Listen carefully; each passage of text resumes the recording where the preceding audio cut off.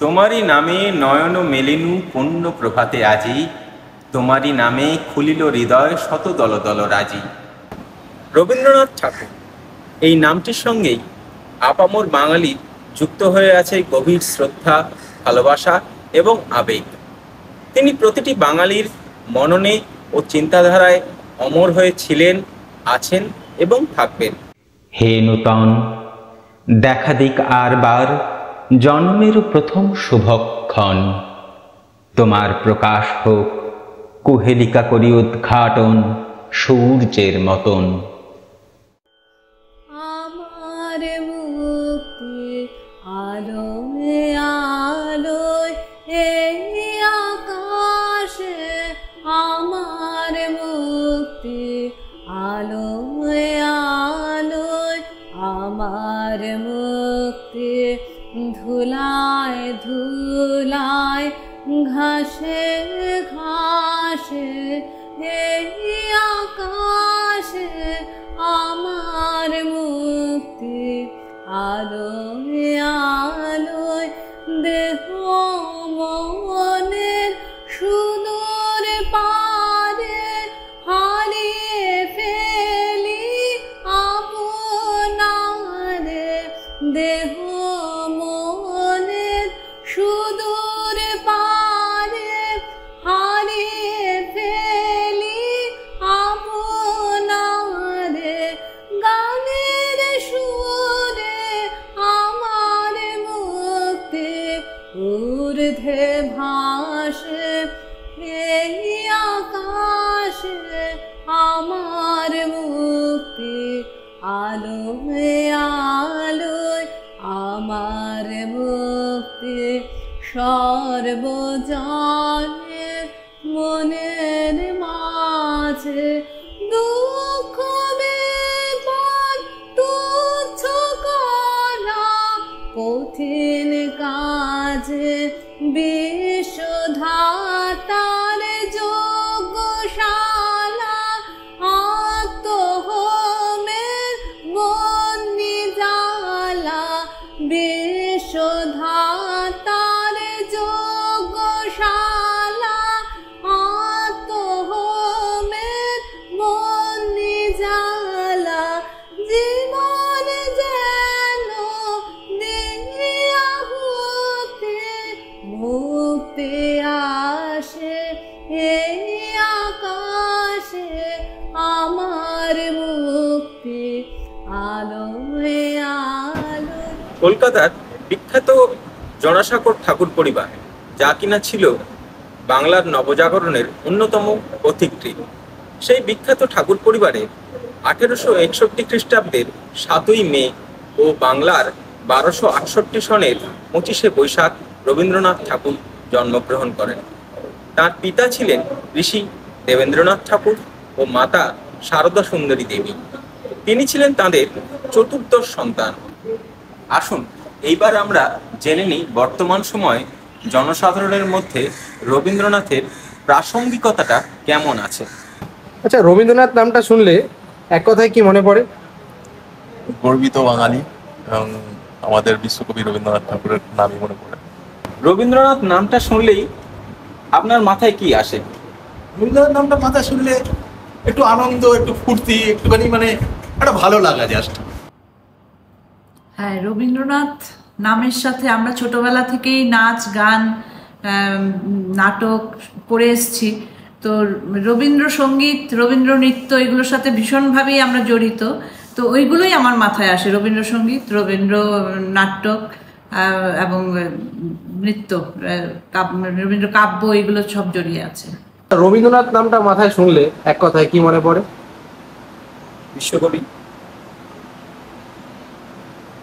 এক কথায় বলতে গেলে বিশ্বকবি। আর দু কথায় আর কি বলা যেতে পারে? আর বলা যেতে পারে রবীন্দ্রনাথ সাহিত্যিকও বটে। তাই নাকি? ঠিক আছে, কবি শুধু বলতে হবে না, রবীন্দ্রনাথের অনেক ছোট গল্প আছে। ঠিক আছে, তো রবীন্দ্রনাথ কি প্রাসঙ্গিক এখন? সবচেয়ে বেশি লাগে যে রামকৃষ্ণ মিশনের সঙ্গে যখন রবীন্দ্রনাথের সঙ্গে যখন রামকৃষ্ণদেবের দোসরা মে দেখা হয়েছিল অনেক সেই সময়কার সময়ে, তখন ঠাকুর ঠাকুরের জন্য উনি যে গানটা লিখেছিলেন সেটাও মানে একটা চমকপ্রদ গান, ঠাকুরকে দেখে মানে ওনার যে মানে প্রতি মুহূর্তে যখন দুঃখ করছি, আনন্দ করছি, হাসছি, গাইছি, বর্ষাতে আছি, বসন্তে আছি, শীতে আছি, রবীন্দ্রনাথ সব সময় আমাদের হৃদয়ের মাঝখানে আছেন, তার কবিতা, তার গান, তার নাটক সব কিছুর মধ্যে। তাই রবীন্দ্রনাথ প্রতি মুহূর্তে চলমান আমাদের জগতের সঙ্গে সবসময় আছেন উনি। শুরু বিজে রুই ছোট মোর রুই আর সব গেছে দিনে বাবু বলিলেন বুঝেছে উঠলেন এই জমি লইব কি কহিলাম আমি তুমি ভূস্বামী ভূমির অন্ত নাই সে দেখো মোর আছে বড় দূর পরিবার হতে থাকে। রবীন্দ্রনাথের নামটা শুনলেই আপনার মাথায় কি আসে? বিশ্বকবি রবীন্দ্রনাথ ঠাকুর। বিশ্বকবি রবীন্দ্রনাথ ঠাকুর মানে বিশ্বের সেরা উনি, যার নাম বলে তাকে আর ব্যাখ্যা করতে লাগে না, নাম শুনলেই জানা যায় যে উনি কি।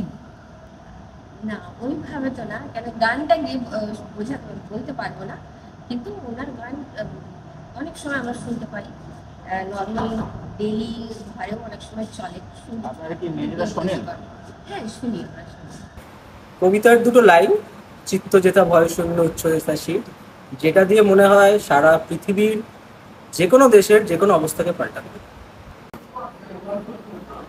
আচ্ছা, এইবার আপনাদের সঙ্গে পরিচয় করিয়ে দিচ্ছি একটা ছোট্ট খুকু, যার কাছে রবীন্দ্রনাথ কি সেই নিয়ে ছোট্ট একটা কবিতা আপনাদের কাছে পরিবেশন করবে।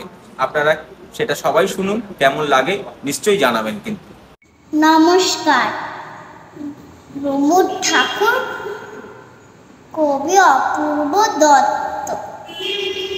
রবি ঠাকুর কেমন ঠাকুর, মাটির নাকি কাঠের? এই কথাটা নেই রেখানি রুমুর সহজ পাঠে। থাকেন কোথায়, মন্দিরে না সোনার সিংহাসনে? এই কথাটা বারে বারে আসে রুমুর মনে। রুমু কি আর জানে তিনি মানুষ এবং কবি? হয়তো ভাবে মোল্লা নাসির অথবা মৌলবী। রুমুর জন্য একটা কথা বলছি কানে কানে, মাটিরও নয় কাঠেরও নয়, ঠাকুর তিনি প্রাণের। রবীন্দ্রনাথ ছোটবেলা থেকেই ছিলেন আবেগী, দরিদ্রের প্রতি সমব্যথী এবং স্বাভাবিক নিয়মের বিপরীতে থাকা একজন বিদ্রোহী। তিনি বদ্ধ পরিবেশে পড়াশুনো করার সীমাবদ্ধতা উপলব্ধি করেছিলেন।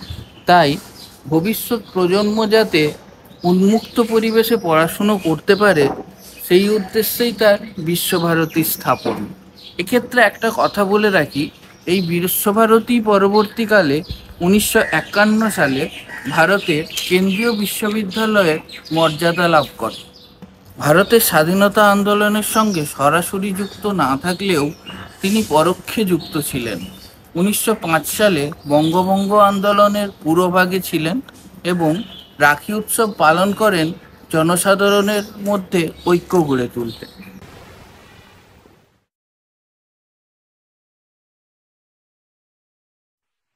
The human world is made one. All the countries are losing their distance every day, their boundaries not offering the same resistance as they did in the past age. Politicians struggle to exploit this great fact and wrangle about establishing trade relationships. But my mission is to urge for a worldwide commerce of heart and mind, sympathy and understanding, and never to allow this sublime opportunity to be sold in the slave market for the cheap price of individual profits, or be shattered away by the unholy competition in mutual destructiveness. জালিয়ানওয়ালাবাগের নিন্দনীয় হত্যাকাণ্ডের প্রতিবাদে তিনি ইংরেজ প্রদত্ত night উপাধি ত্যাগ করেন 1919 সালে। তবুও তার কবি পরিচিতি দিনের শেষে তাকে বিশ্ববরেণ্য করে তুলেছিল। তাই রবীন্দ্রনাথকে ভূষিত করা হয় বিশ্বকবি বা কবিগুরু নামে।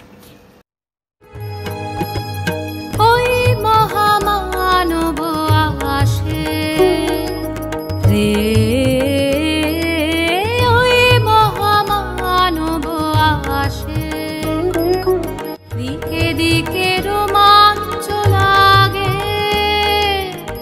আর তো ধুলির ঘাসে ঘাসে ওই মহামানব আসে।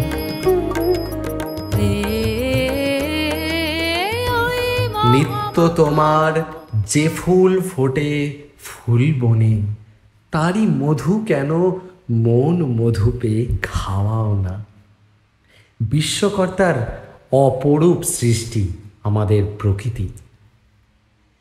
এই প্রকৃতির নানান রং বদল, নানান ঋতু বদল। এই প্রকৃতিকে কখনো কবি করেছেন পূজা, কখনো ভালোবেসেছেন প্রেমিক হয়ে। তাই বারে বারে ওনার লেখায় উঠে আসে প্রকৃতির প্রেম, প্রকৃতির গান।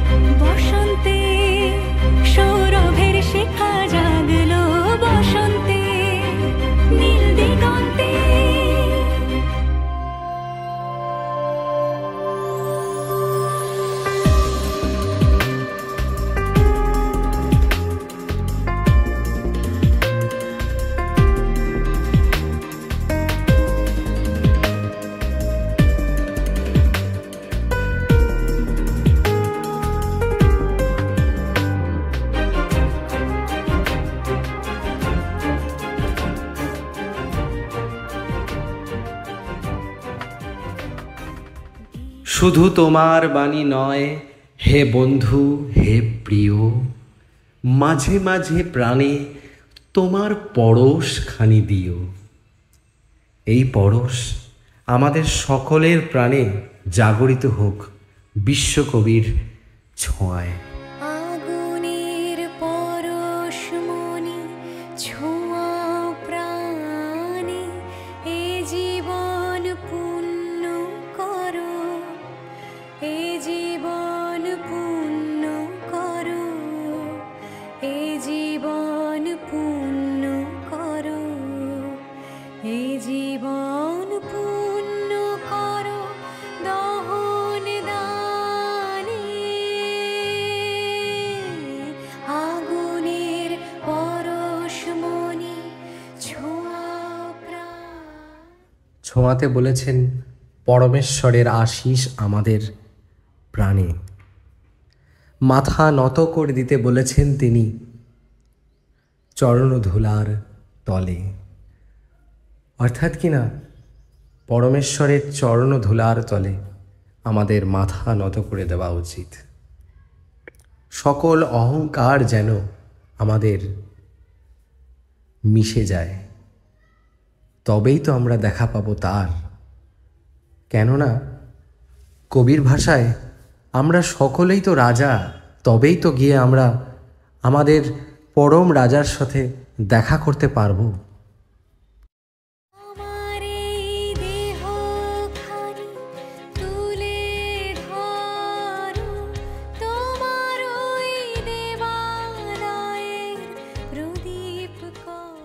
আমার এই পথ চাওয়াতেই আনন্দ।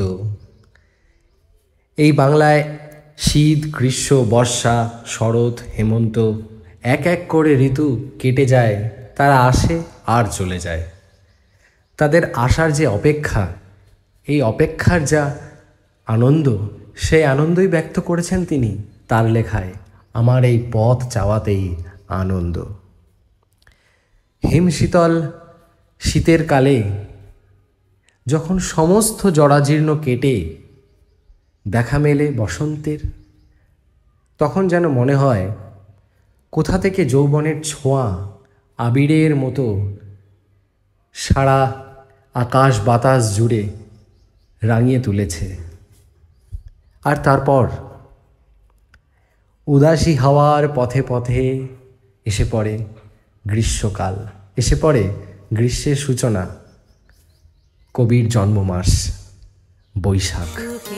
বৈশাখ এসো এসো, এসো হে বৈশাখ এসো এসো, তাপ শাশুবায় মুমুর সুরে দাও উড়ায় তাপস নিঃশ্বাসবায় মুমুর সুরে দাও উড়ায় বৎসরের আবর্জনা দূর হয়ে যাক যাক যাক এসো এসো এসো হে বৈশাখ এসো এসো। ভানু সিংহ এই নামটাও আপনাদের অনেকের কাছে পরিচিত, অনেকের কাছে অপরিচিত। বহুকাল আগে ব্রজবুলি ভাষায় বৈষ্ণব পদাবলী রচিত হয়েছিল। আমাদের ভানু সিংহ এই ব্রজবুলি ভাষাতেই নিজে একটি পদাবলী তৈরি করেন, যেটা আমরা ভানু সিংহের পদাবলী বলে জানি। এই ভানু সিংহ আর কেউ নয়, আমার আপনার প্রাণের ঠাকুর রবি ঠাকুর। আসুন দেখে নিই সেই ভানু সিংহের পদাবলীর একটি দৃশ্য।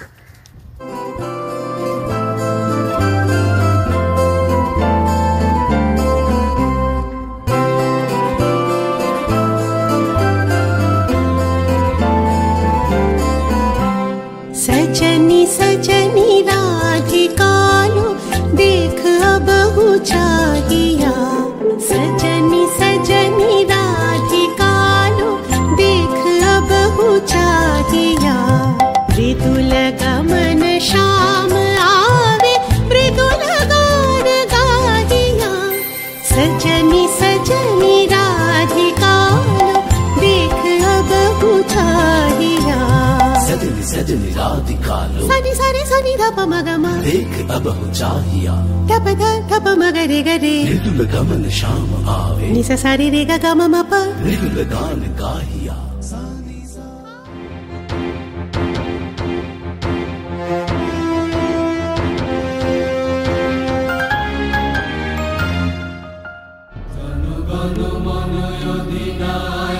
Jal